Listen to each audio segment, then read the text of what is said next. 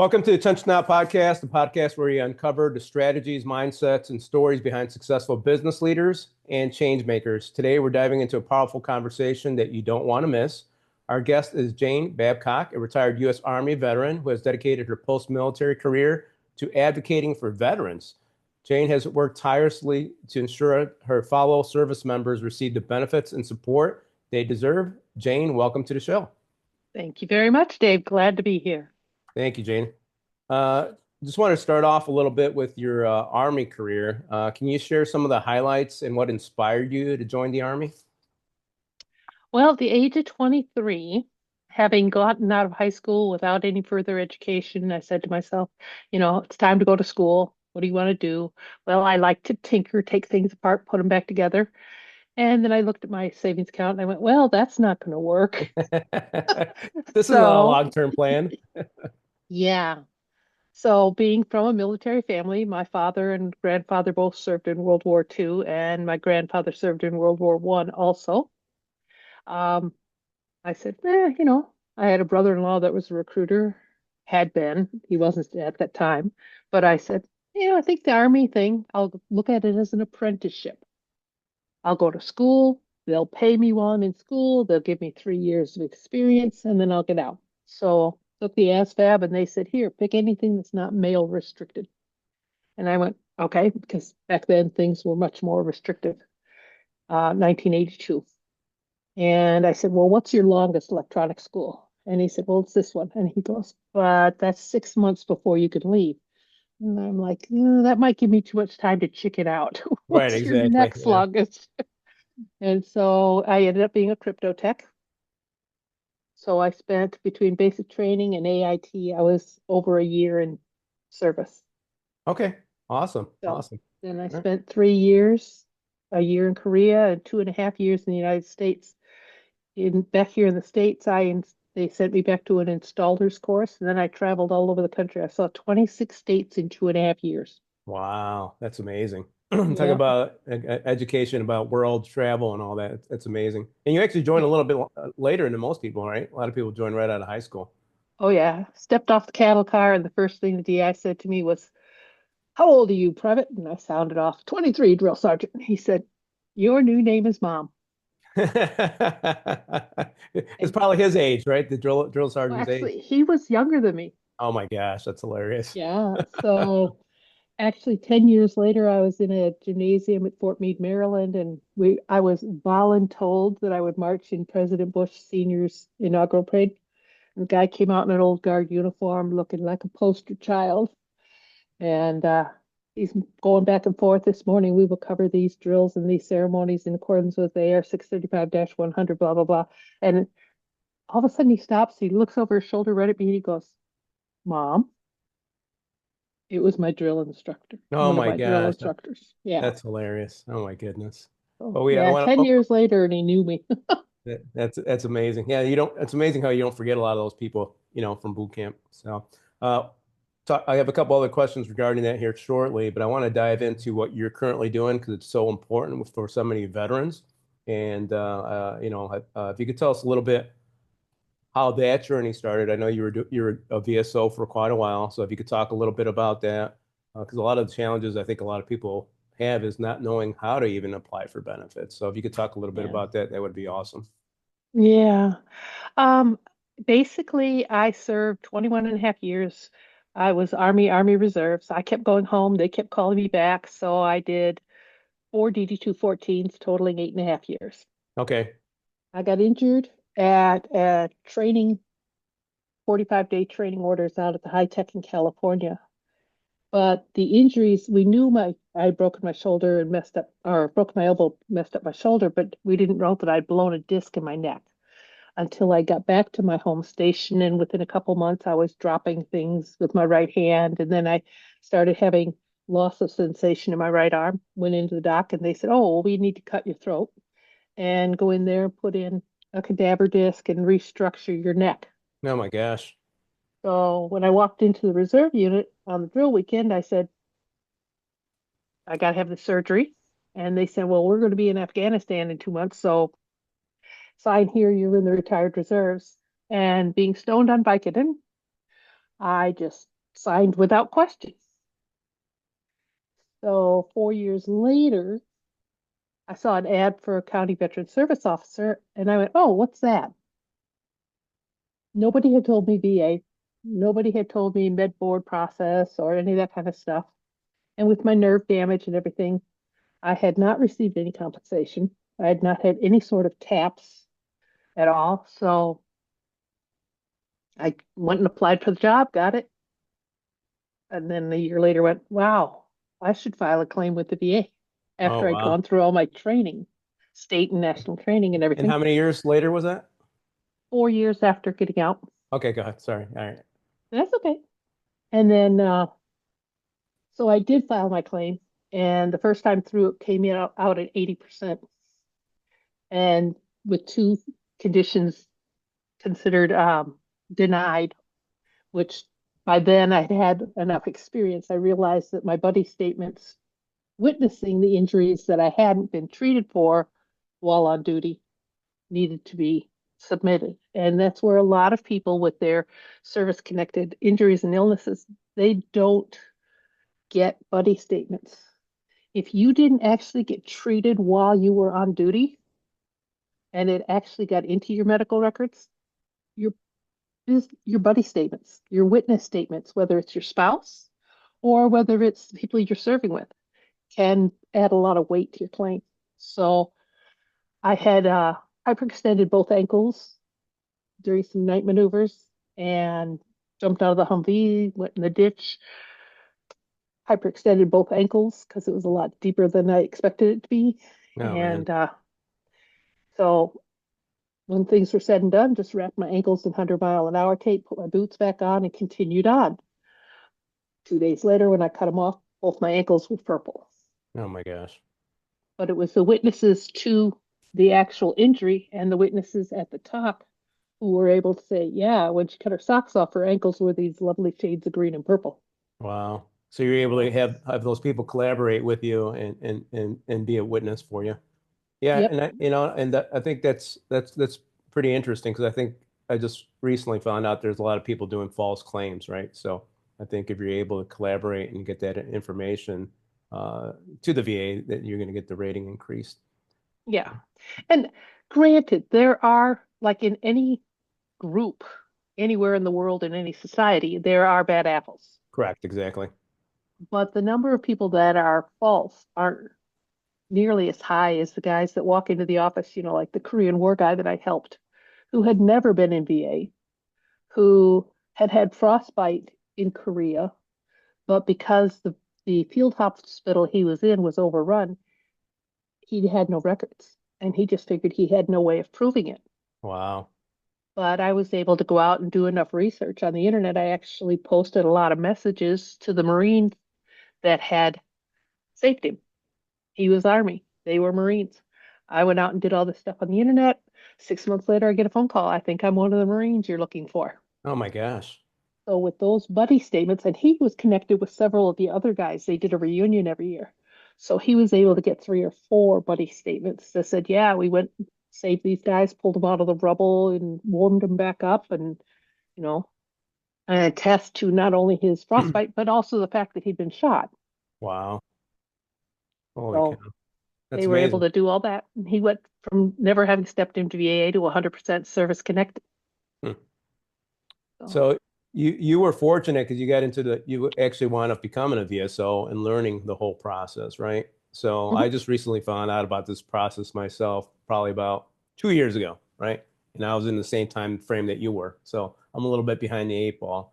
So, but I also found a good friend of mine and actually gave him your contact information, which we'll talk about that here later. His name's Ed, and he just turned 90 and awesome. he never did anything for his rating, right? So how do people find out more about this? How do they start the process to get rating or medical benefits, basically? Well, first and foremost, there are accredited veteran service officers, whether they work for the county, the tribe, the state, or the national veteran organizations like DAV. Okay. They go to training every year. They're required to do that. They're required to get a background check. They got to get approval from organizations. I was accredited with 5 of the nationals. And then you apply to the VA and they authorize you access to the VA's computer system. So when I would submit a claim, in the old days it was paper. In the new days, it's all scanned in. Just like at the bank, you sign the little box and gone, and then scan in all the supporting documents. And within minutes, they're able to see it in the system. So that also allows that, okay, the guy that filed on his own 8 years ago for some condition, like Agent Orange, one of my guys kept insisting that he was Blue Water. When Blue Water came in, he came to me, he goes, I filed like 3 times and they denied me all 3 times. So I went in once I got his written authorization and was able to see his file and look through it. And I found a sick call slip where he'd been transferred from his ship to another ship, a medical ship, for IV because he had such respiratory infection. Oh, So they wow. put him on an Okay. IV drip for a while. Well, that ship was on the Blue Water list. Oh, wow. So And since there the was the link. Yep. Okay. And since the VA had that sick call slip, because when you file your initial claim, the VA is required to go to your branch of service and the National Archive and request copies of your records. If after 3 tries and 3 denials, then they're supposed to contact you and say, do you have these records? Because unfortunately, a lot of Reserve and National Guard and guys that were transferring back from overseas at the same time that they were ETSing, sometimes they hand carried the records. Oh, man. Okay. So they have to ask you if you have them, great. Or that's again where buddy statements come in. So if they give you the excuse of it burned up in the fire at the archive, then you can use buddy statements, That's awesome. your pay records, your Social Security pay records that shows that you were in the service for 4 years, things like that to make up for records. Now you went above and beyond to help that gentleman, right? Looking through all the Oh yeah, records and stuff. So will your typical VSO do that for you? Or I hate to say it, but like any career field, there's the 10% that are warming the chair just for retirement. got it? There's the 10% that are on the bottom of their class on knowing the rules and regulations. And there's another 10% who are so full of their own status Yep, because they're important in their small county government. So that takes out a third of our VSOs. got it. So if you There's if you there's my happen answer. to me, yep. But then there's the other 20% that are so understaffed. Okay, When I started, and remember, veteran population has been decreasing every year. In 76, there was 32 million. Now there's less than 18. oh wow, that's a huge amount. Wow, I didn't know that. Okay, Yep. But the benefit potential in population is much bigger, and the percentage of injured is much bigger because if you got hurt in Vietnam, you probably didn't live to get home. right. Nowadays, they're throwing you on a helicopter, they're fixing you, they're working on you right there. When they stick you on a plane to take you to Germany, they're doing operations on you. So we have a greater percentage of guys living through injury. Okay, that makes sense. Okay. So with that comes more and more complex cases. It's just he got shot, but now you got all these other potential injuries and all these chemical exposures in service and presumptive conditions and everything else. So, yeah, it's a lot of work. But remember, if you meet a VSO that causes you pain, like a bad dentist, fire him. Find a different VSO. Yeah, just like if Find you a different find a one. different dentist, right?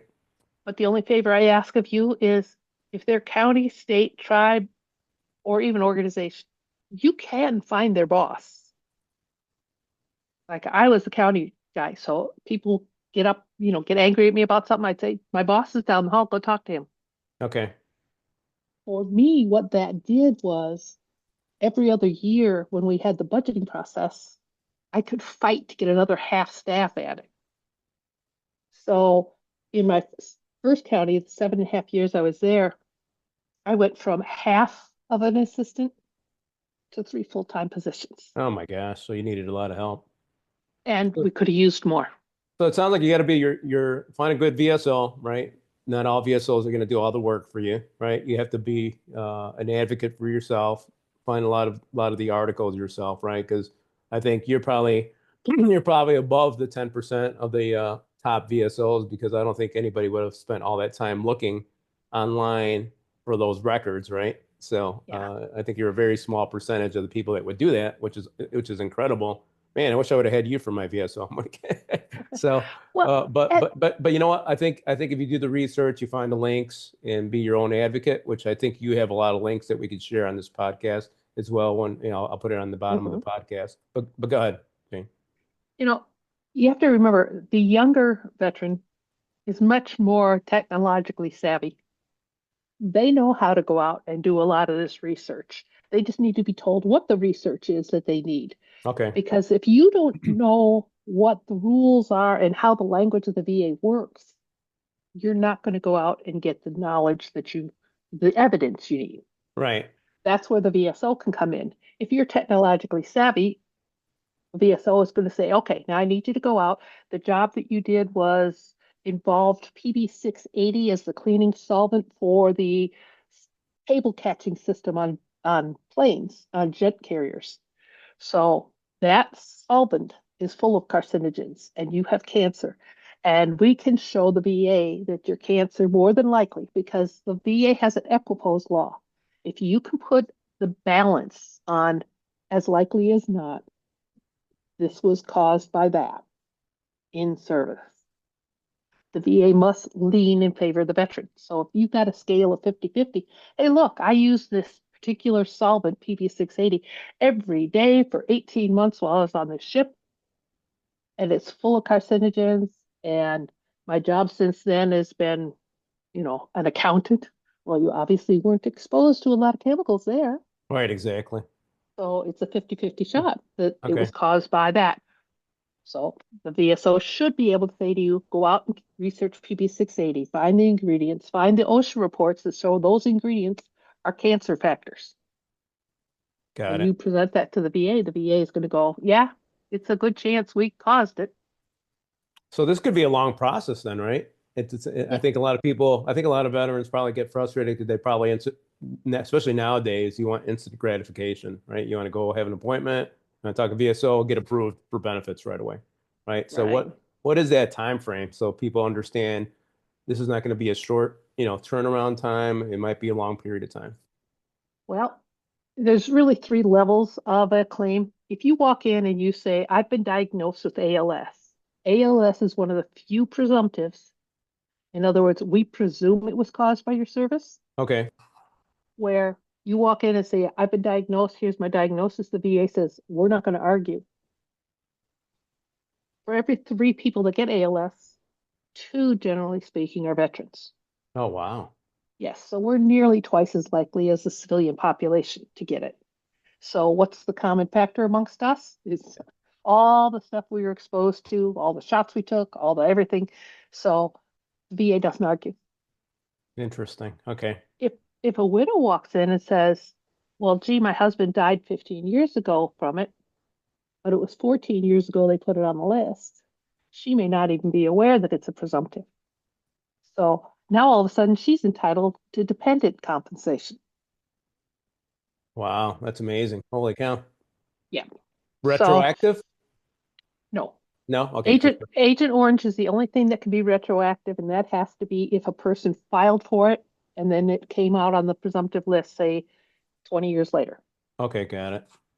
One of my veterans had filed for ischemic heart disease. He'd had his first heart attack in his late 20s and in his 30s. Oh Then in wow. his 50s, he had a couple more. So he ended up not being able to work after his 50s. But he had filed after his heart attack in the 30s, in his age group of 30s. So they had to take his entire medical chart and plot it all out and say, okay, immediate heart attack, you're 100%. Your recovery was here. They did the whole thing.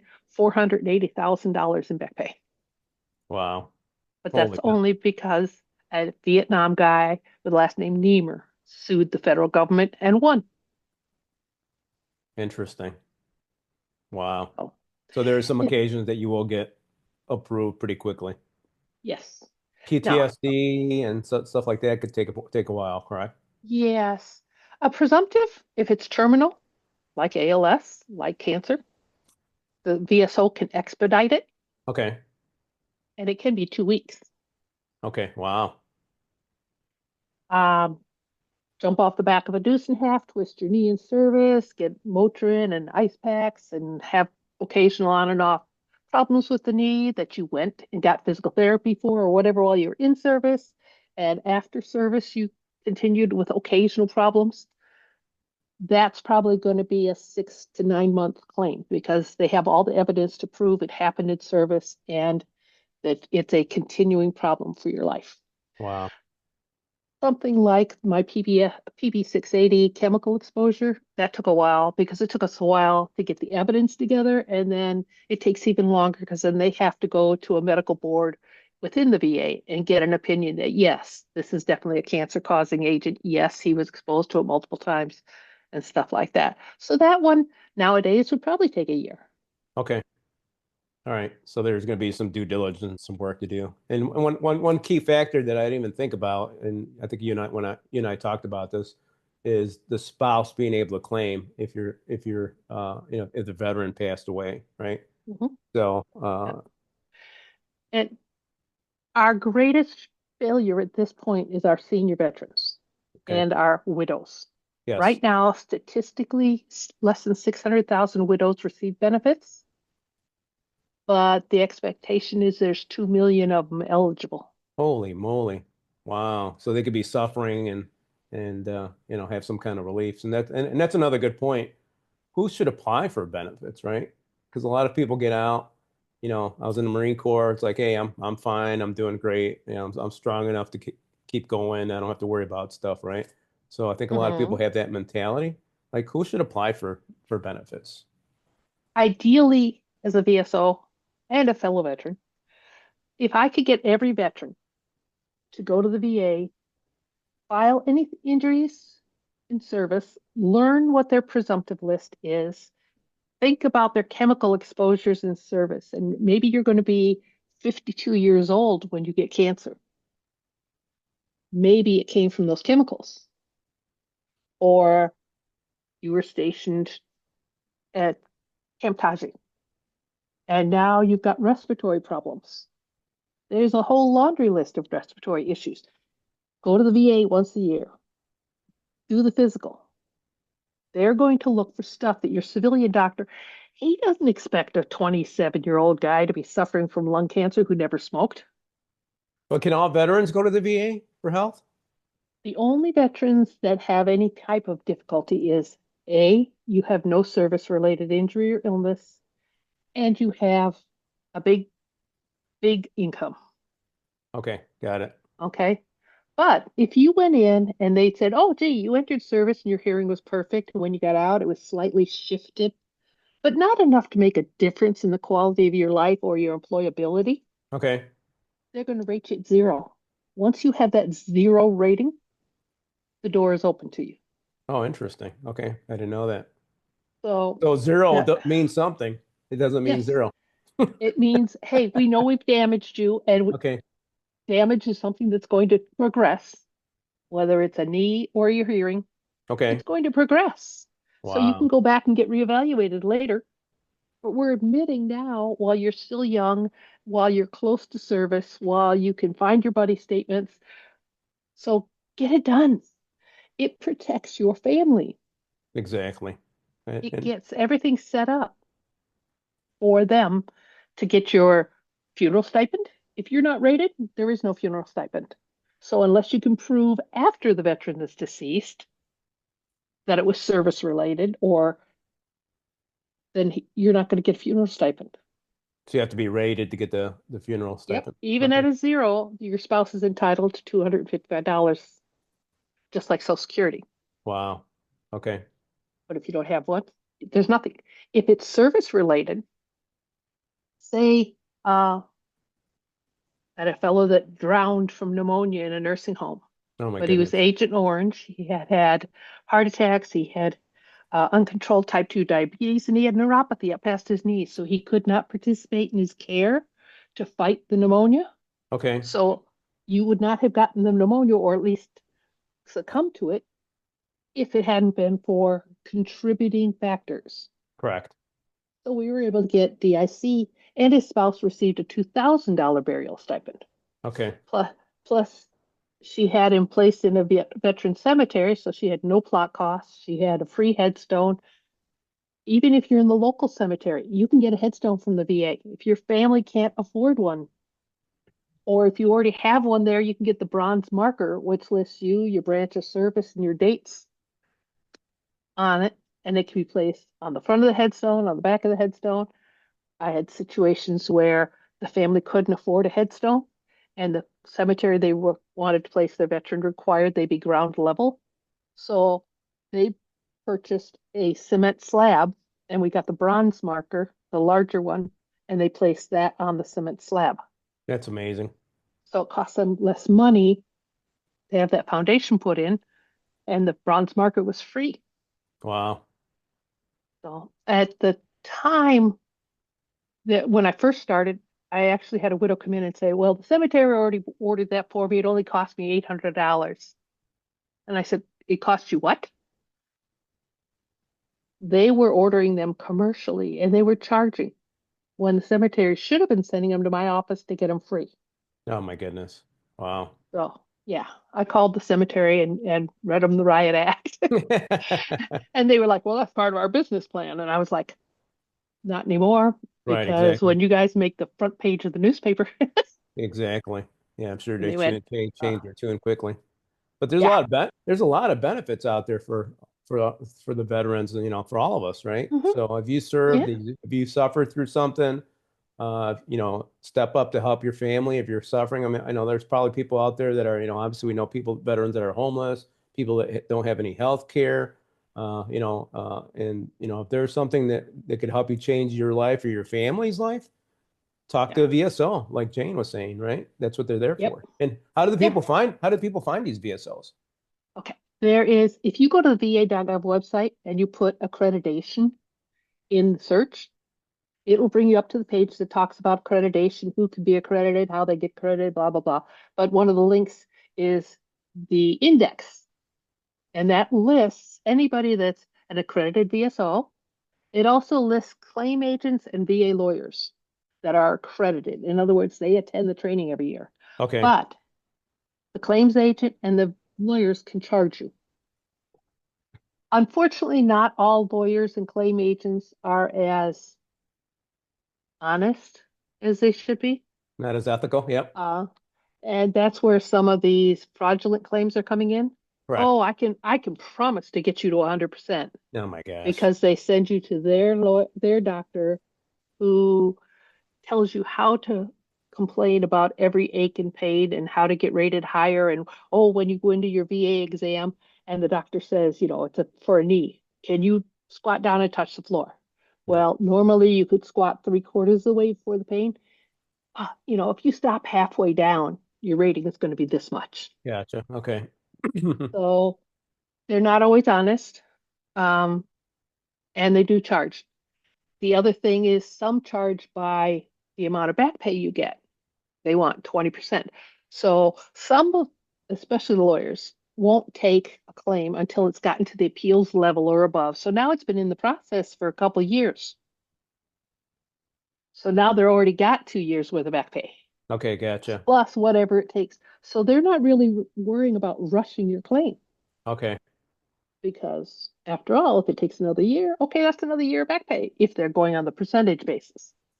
But then there's lawyers like Katrina Eagle from Eagle Law Firm out in California.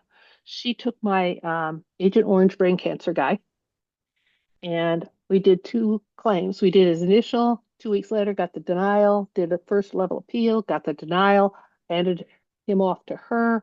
She had a genetic oncologist that actually took my guy's blood, broke it down to the genome level, showed that he had absolutely no cancer markers. He should never in his life developed cancer except for an Wow. outside influence. Okay. So this doctor was able to write a 20-page report on the fact that Agent Orange was his biggest exposure, and therefore, based on the chemicals in it and blah, blah, blah, and all these studies all the rest of the world, 5 pages of citing other studies My, wow. that he put onto that report. So because he was cancer and he was dying and she knew it very quickly, she expedited him at the board also. So he was there within 60 days, which is a very short amount of time. And she presented the case to the board. The board said, yep. So he got his 100% before he died. 2 months later, we did his widow's benefit. Oh my goodness. Wow. Yeah, well, you have to give me that contact information so I could link on the podcast here as well for that attorney. Yeah. So, would you recommend obviously starting off with the VSO, going through the process yourself first, right? See how much you could accomplish. If you run Mhm. into a major roadblock, then talk to an attorney? Yeah. If you've gone through the appeals process and Yes. everything, that's where an attorney comes in. But a good VSO is able to sit you down and say, okay, here's all the potential federal benefits you're eligible for, whether it's compensation. All you have is hearing loss. It's not that significant, but you're living below poverty. Oh, because you served in a wartime, there's a war veterans pension program designed to keep veterans at 130% of poverty or better. Okay. So I had veterans that received $35 a month, and I had other veterans that received well over $1,000 a month.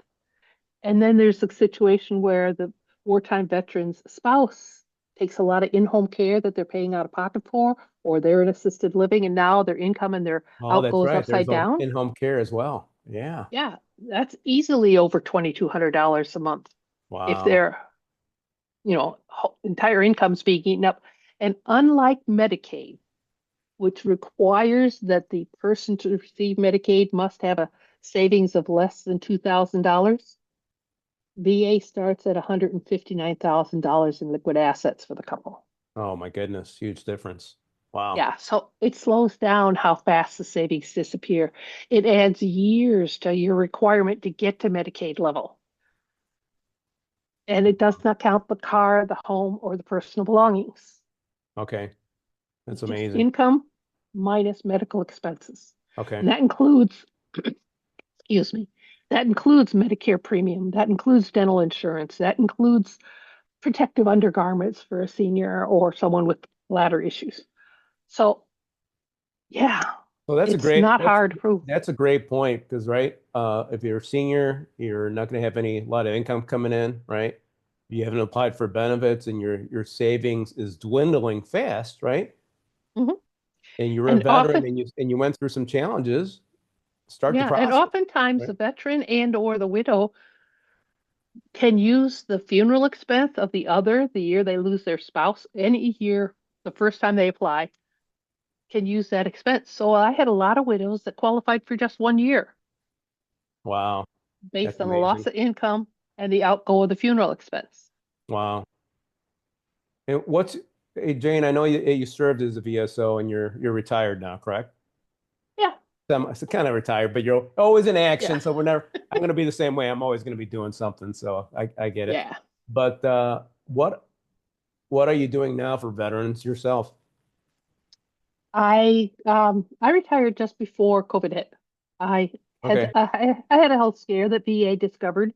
Civilian doctors had been telling me for years I had exercise asthma, Oh, that's and a big change that the VA discovered it instead of you know, oh yeah, the that's what regular I'm saying. doctor. The VA doctors look for stuff that our civilians don't. Wow.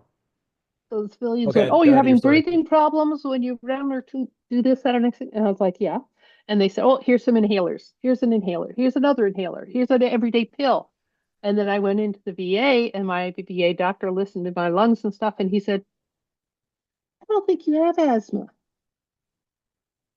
Sent me in for the tests and stuff, and came back, and he said, um, basically, they said, "We want to do some heart tests on you." And they said, "Oh, we're going to look for," because I started having a rhythm issue with my heart. Okay. And they said, "Well, we're going to go inside and look around at your heart." So they did the cath thing and up my arm, and he goes, "While we're in here, we'll do the dye test too." I had 8 blockages in my heart. Oh my gosh. Holy cow. Yeah. Wow. I would probably not be alive I now was going to because, say they probably saved your life. yeah. Wow. Yep. And because they are involved in national research Holy cow. on things like ischemic heart disease and kidneys and prostate cancer and all these other presumptives, he said, I said, well, he goes, we're not going to the operating room. Your worst one is a 72, 75 is when we go directly to the operating room. Okay. He goes, but I'm going to put you on this cocktail of pills. And then we're going to do this test again in a year. Okay. And I came back in a year later and they said, well, 6 of them improved, but it was not your 2 worst ones. So we'll stent those. Okay. So, um, yeah, I have not used an inhaler since the 3rd day after I started. And I only had to stay on the cocktail for a year. Wow. Wow. So, So yeah. so you were going to your local doctor and they gave you the medication. Were you not feeling better? And that when you said, okay, let me go to the VA, or was it? Well, I hadn't been using the VA because, like a lot of veterans, I felt somebody That's needed it more than I do that's what I because was I getting have at. Yep. insurance. Yep. Okay. And But so what made you go to the VA then? well, my guys, we're very lucky.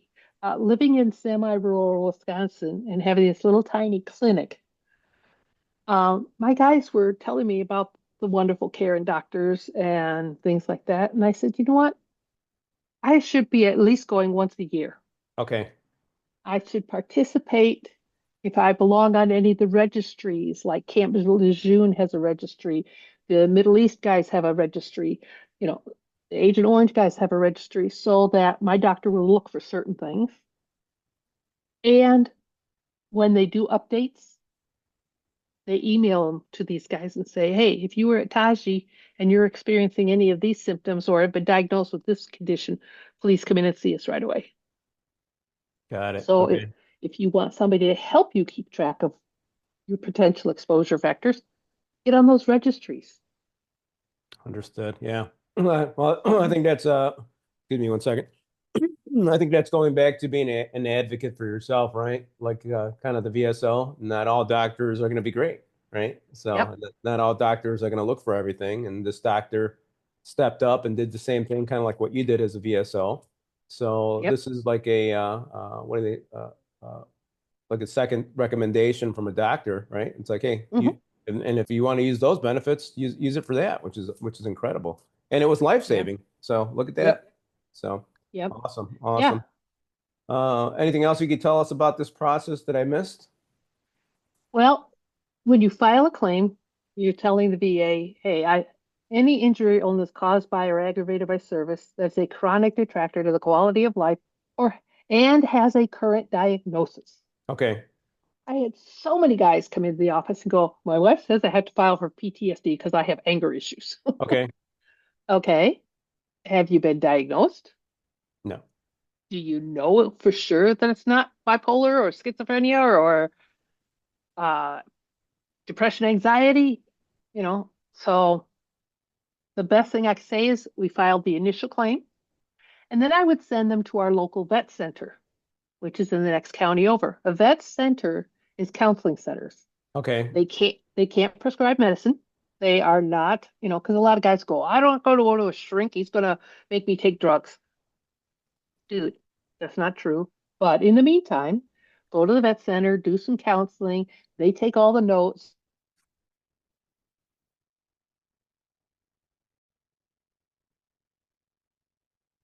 Can't hear you. Yeah, sorry about that. No My problem. husband called it. Okay, so vet centers can't prescribe medication and they can only counsel. But Okay. after 6 or 8 visits, they're going to refer you over to the VA clinic where the head shrink, who can prescribe medications, can do the official diagnosis. He's the medical professional that can diagnose you. He's going to look at the vet center notes and say, yep, I can see why he has PTSD. And they're going to diagnose you. And he meets all the criteria of DSM-5. Bless you, child, you have PTSD. Now the VA can't fight it. Now we make sure that the VA has those records. We send in either a statement saying, check the records on such and such a date at the VA clinic in Green Bay. And they go, okay, he's got a diagnosis. We can award that claim. Got it. Got it. Okay. That may be 3, 4 months after we filed the initial. So now they owe 3 months worth of back pay. Wow, that's amazing. So, do you still help veterans out? Can people still Yeah. contact you?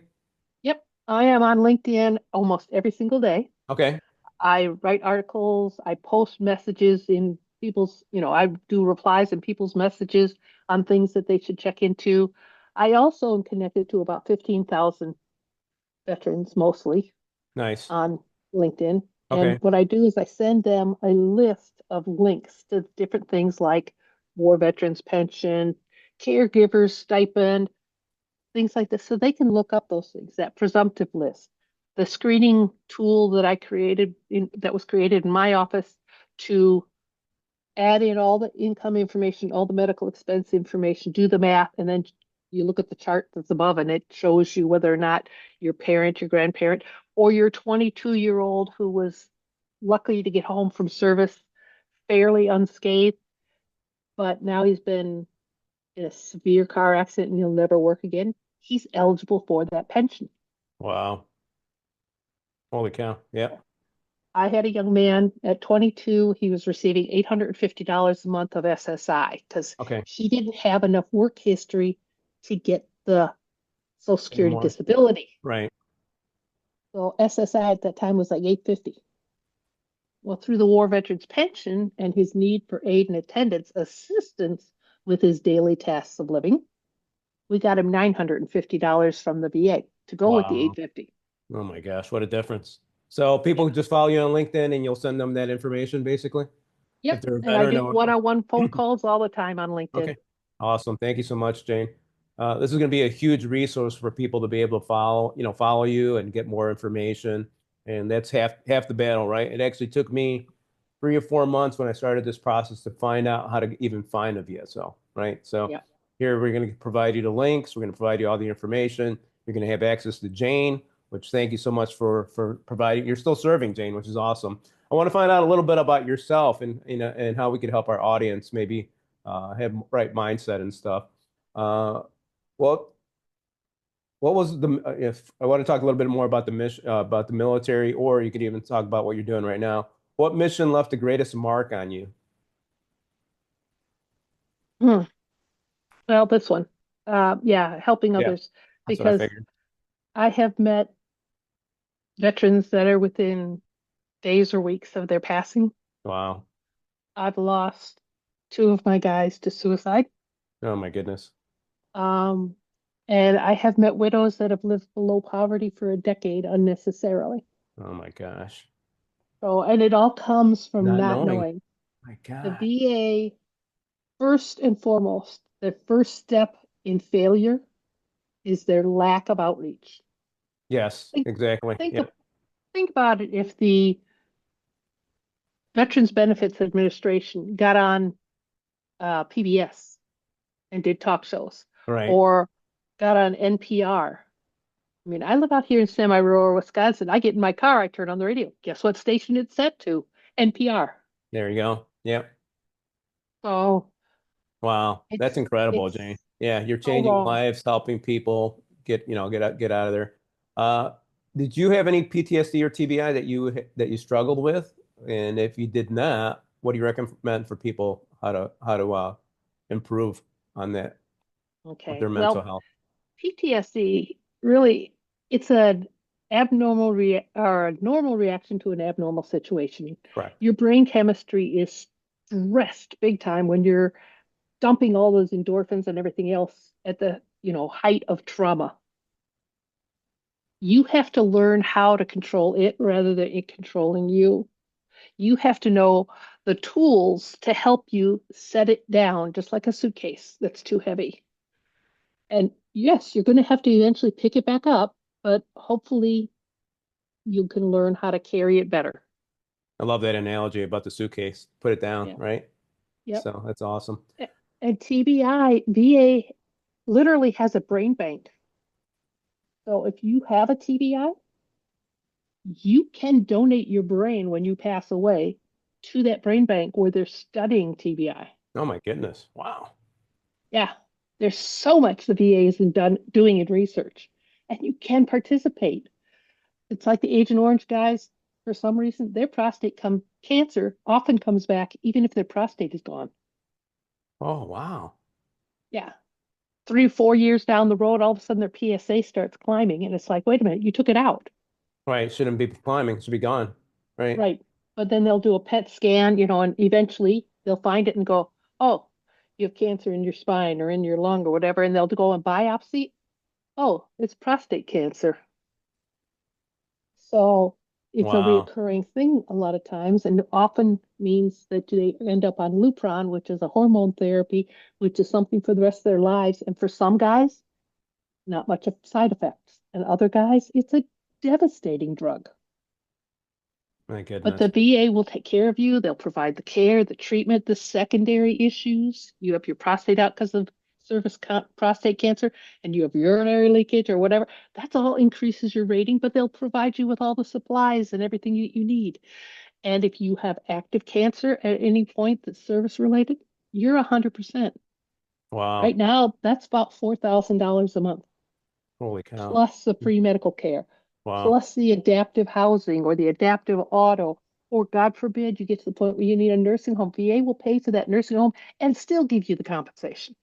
Amazing. Wow. There's so many benefits.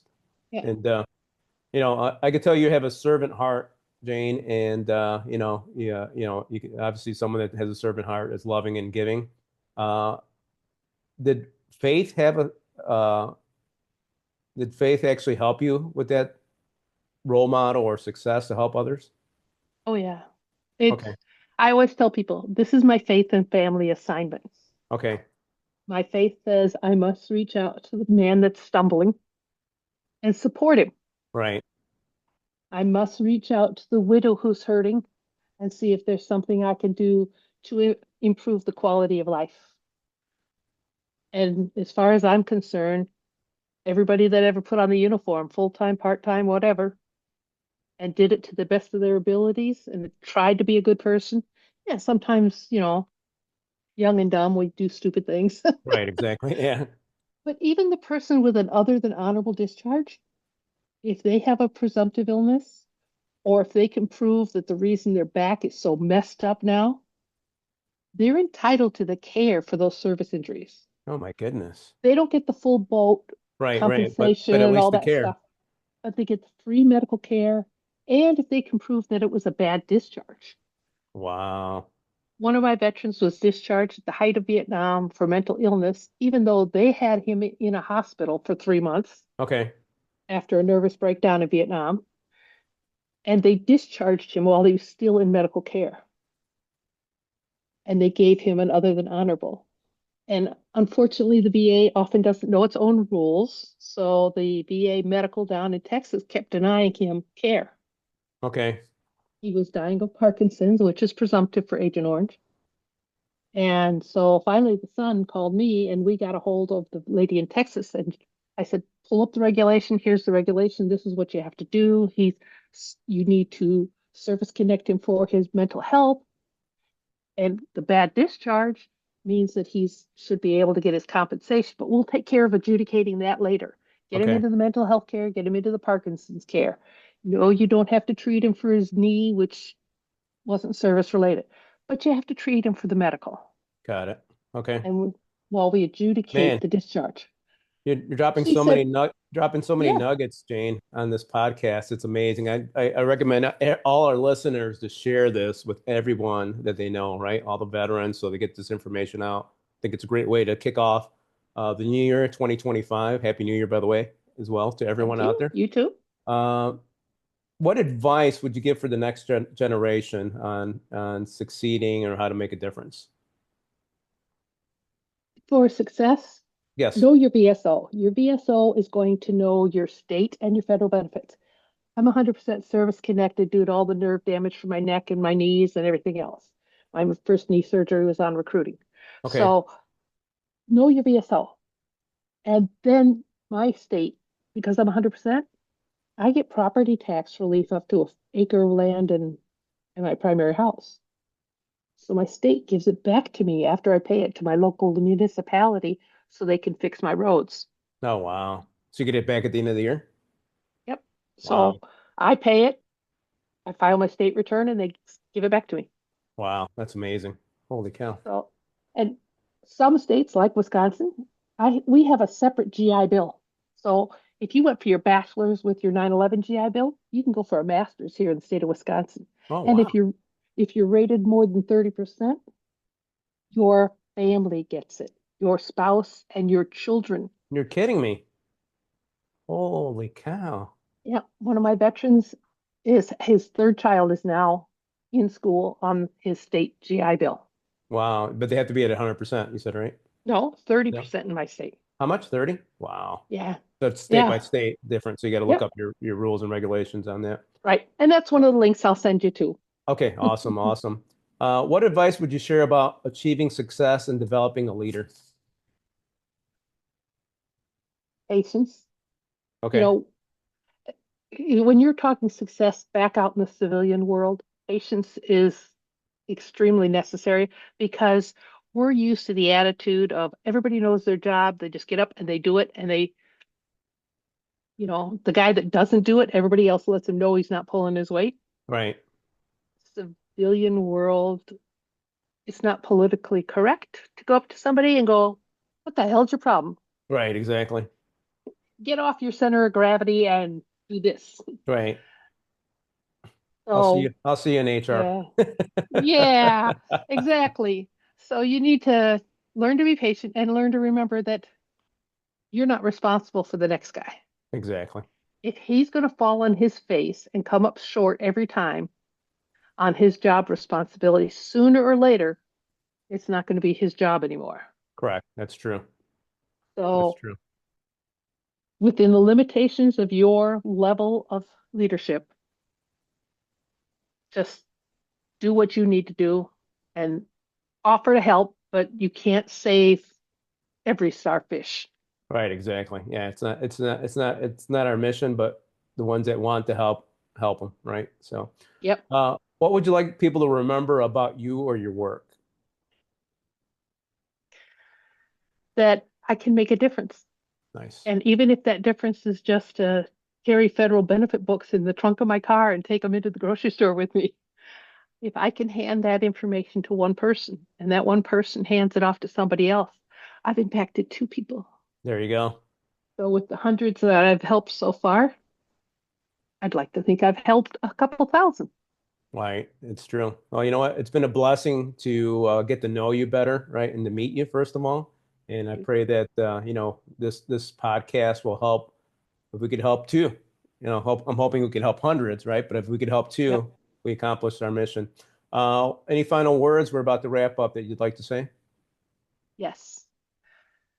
What you did in service can or can't improve the quality of your life. But what you did as a community member is so unique. You are the unicorn in the room, but you have earned every benefit you're entitled to. Seek those benefits, know what they are, know what the potential future ones are, because maybe you're not eligible today for this, but maybe 10 years from now you will be, or God forbid, 10 years from now, your spouse and or surviving children may be entitled to. I love it. That's awesome. Jane, thank you for your service, your wisdom, and your tireless dedication to veterans. It's been an honor to have you on the show. To our listeners, remember to subscribe, share, and leave a review to help us grow this incredible community. Let's keep this conversation going to support one another on a path to success. Until next time, stay motivated and keep focused on what matters.